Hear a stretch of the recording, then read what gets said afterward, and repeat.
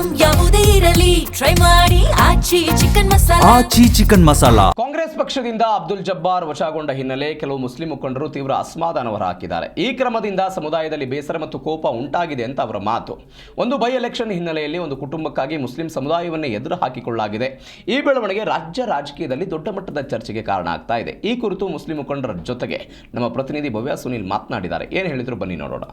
ದಾವಣಗೆರೆ ಚುನಾವಣೆ ಏನಿದೆ ಬಹಳಷ್ಟು ಒಂದು ಅಲ್ಲೋಲ ಕಲ್ಲೋಲವನ್ನ ಸೃಷ್ಟಿ ಮಾಡಿರುವಂಥದ್ದು. ಸದ್ಯ ಬಹುತೇಕವಾಗಿ ರಾಜಕೀಯದಲ್ಲಿ ಈಗಾಗಲೇ ಚರ್ಚೆಗಳು ವ್ಯಕ್ತವಾಗ್ತಾ ಇದೆ. ಸೊ ಇವತ್ತು ಮುಸ್ಲಿಂ ಸಮುದಾಯದವರು ಕೂಡ ತಮ್ಮ ಆಕ್ರೋಶವನ್ನ ಹೊರಹಾಕಿದ್ದಾರೆ. ನಮ್ಮ ಜೊತೆ ಮಾತಾಡೋದಕ್ಕೆ ಸುಹೇಲ್ ಅಹಮದ್ ಇದ್ದಾರೆ. ಬನ್ನಿ ಅವ್ರ ಜೊತೆ ಮಾತಾಡ್ತಾ ಹೋಗುವ. ಸರ್, ಈ ಎಲೆಕ್ಷನ್ ಬಗ್ಗೆ ಏನು ಹೇಳ್ತೀರಾ? ಹೌದು ಮೇಡಮ್, ಕಳೆದ ಕೆಲ ವಾರಗಳಿಂದ ಕರ್ನಾಟಕದಲ್ಲಿ ಚುನಾವಣೆ ಸಂಬಂಧ ಕಾವು ಜೋರಾಗಿತ್ತು. ವಿಶೇಷವಾಗಿ ದಾವಣಗೆರೆಯಲ್ಲಿ ಒಂದು ಬಲವಾದ ಕೂಗಿತ್ತು. ಅಲ್ಪಸಂಖ್ಯಾತರ ಮತದಾರರು ಹೆಚ್ಚಿನ ಸಂಖ್ಯೆಯಲ್ಲಿದ್ದಾರೆ, ಅಲ್ಪಸಂಖ್ಯಾತರಿಗೆ ಟಿಕೆಟ್ ಸಿಕ್ಕಬೇಕು ಅನ್ನೋ ತುಂಬ ದೊಡ್ಡ ಬೇಡಿಕೆ, ಆಗ್ರಹ ಇತ್ತು. ಈ ಹಿಂದೆನೂ ಕೂಡ ಈ ಹಿಂದೆ ಆ ಕ್ಷೇತ್ರ ಪ್ರತಿನಿಧಿಸ್ತಿದ್ದಂಥ ಶಾಮನೂರು ಶಿವಶಂಕರಪ್ಪರವರು ಬಹಿರಂಗವಾಗಿ ನನ್ನ ಸ್ಥಾನ ತೆರವಾದ ಮೇಲೆ ಮುಸಲ್ಮಾನ ಅಭ್ಯರ್ಥಿಗೆ ಟಿಕೆಟ್ ಕೊಡಬೇಕು ಅಂತ ಹೇಳ್ಕೊಂಡಿದ್ರು. ಆ ಸಂಬಂಧ ದೊಡ್ಡ ಚರ್ಚೆ ಇತ್ತು. ಬಟ್ ಆ ಬೇಡಿಕೆ ಹೆಚ್ಚಾದಾಗ ಕೊನೆಗೆ ಕಾಂಗ್ರೆಸ್ ಪಕ್ಷದ ಮುಸ್ಲಿಂ ನಾಯಕತ್ವ ಮತ್ತು ಇವರು ಹೈಕಮಾಂಡು ಎಲ್ಲರೂ ಮುಸ್ಲಿಂ ಅಭ್ಯರ್ಥಿಗೆ ಟಿಕೆಟ್ ಕೊಡಿಸೋಲ್ಲಿ ಸಫಲರಾಗಲಿಲ್ಲ. ಅದಾದ ನಂತರ ಸಹಜವಾಗಿ ಒಂದು ದೊಡ್ಡ ಮಟ್ಟದ ಅಲ್ಲಿಯ ಸ್ಥಳೀಯ ಮತದಾರರಲ್ಲಿ, ನಿವಾಸಿಗಳಲ್ಲಿ ದಾವಣಗೆರೆ ಬೈ ಎಲೆಕ್ಷನ್ ಕ್ಷೇತ್ರದಲ್ಲಿ ಒಂದು ಕೂಗು ಹೇಳ್ತು.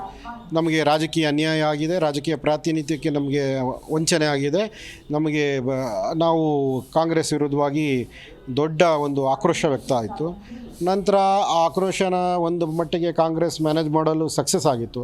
ಹೇಗೆಂದರೆ ಬಹುತೇಕ ನಾಯಕರುಗಳನ್ನ ಅಲ್ಲಿಗೆ ಚುನಾವಣೆ ಪ್ರಚಾರಕ್ಕೆ ಕರ್ಕೊಂಡು ಹೋಗಿದ್ರು. ಒಂದು ದಿನದ ಮಟ್ಟಿಗೆ ಜಮೀರ್ ಅಹಮದ್ ಅವರು ಕೂಡ ಹೋಗಿದ್ರು ಅಲ್ಲಿ.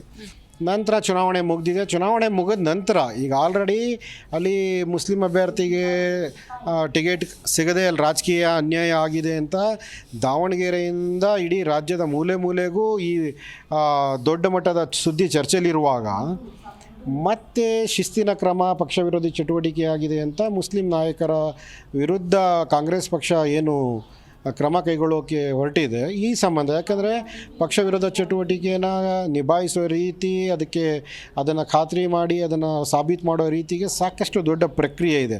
ಆ ಪ್ರಕ್ರಿಯೆಗೆ ಯಾವುದು ಕಾರಣ ಕೇಳಿ ಶೋಕಾಸ್ ನೋಟಿಸ್ ಕೊಡೋದಾಗಿರೋದಾಗಲಿ ಮತ್ತು ಸಮಜಾಯಿಷಿ ತಗೊಳ್ಳೋದಾಗಲಿ ಮತ್ತು ಪಕ್ಷದ ಆಂತರಿಕ ವೇದಿಕೆಗಳಲ್ಲಿ, ಸಭೆಗಳಲ್ಲಿ ಅದನ್ನು ಚರ್ಚೆ ಮಾಡಿ ಕ್ರಮ ತಗೊಳ್ಳೋದು, ಇದು ದೊಡ್ಡ ಒಂದು ಡೆಮೊಕ್ರೆಟಿಕ್ ಪ್ರೋಸೆಸ್ ಇರುತ್ತೆ.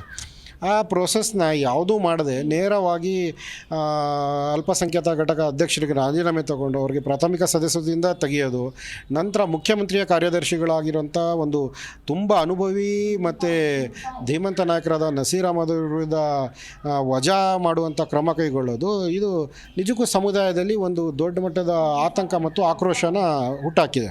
ನೋಡಿದ್ರಲ್ಲ, ಈಗಾಗಲೇ ರಾಜಕೀಯ ಚಟುವಟಿಕೆಯಲ್ಲಿ ಏನಾಗ್ತಿದೆ ಅದರ ಬಗ್ಗೆ ಏನೆಲ್ಲ ಒಂದು ಚರ್ಚೆಗಳು ವ್ಯಕ್ತವಾಗ್ತಾ ಇದೆ. ಮುಸ್ಲಿಂ ಸಮುದಾಯವನ್ನು ಎಷ್ಟು ಕಾಂಗ್ರೆಸ್ ನಾಯಕರಾಗಿರ್ಬೋದು ಈಗಾಗಲೇ ರಾಜಕೀಯದಲ್ಲಿ ಎಷ್ಟು ಕಡೆಗಣಿಸ್ತಾ ಇದ್ದಾರೆ ಅದರ ಬಗ್ಗೆ ಈಗಾಗಲೇ ಮಾಹಿತಿಯನ್ನು ಜಿ ಕನ್ನಡ ಜೊತೆ ಹೇಳ್ತಾ ಹೋದ್ರು. ಬೆಂಗಳೂರಿಂದ ಕ್ಯಾಮ್ರಾ ಪರ್ಸನ್ ಗುಡಿಗೇರಿ ಜೊತೆ ಭವ್ಯ ಸುನಿಲ್, ಜಿ ಕನ್ನಡ ನ್ಯೂಸ್.